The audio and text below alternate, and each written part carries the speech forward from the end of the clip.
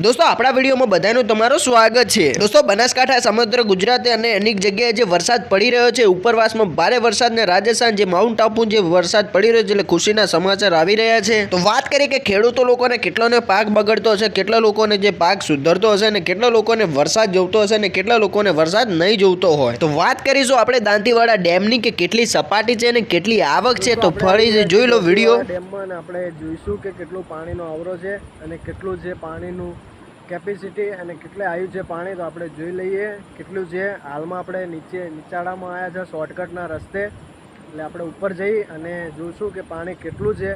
એટલે બન્યા રહેજો વિડીયોના અંદર। दोस्तों आ છે નહેર, તમે જોઈ શકો છો કે નહેરના અંદરથી જ્યારે જે પાણી છોડવામાં આવે ત્યારે જે આપણા જે ગુજરાત બાજુ જે જઈ શકે છે દાંતીવાડાના અંદરથી। જ્યારે દાંતીવાડામાં પાણીનો આવરો વધી ગયો હોય છે અને પાણીનો સંગ્રહ વધારે થઈ ગયો હોય છે ત્યારે જે બારીઓ પણ છોડવામાં આવતી હોય છે ને લહેર પણ જે છોડવામાં આવતી હોય છે। ત્યાર પછી આપણે થોડી વાર અહીંયા જે રીલ બિલ બનાવી દીધી ને પછી ગયા તે ઉપરમાં જે પગથિયે ચડવાના બહુ ફાફા પડી જતા હોય છે।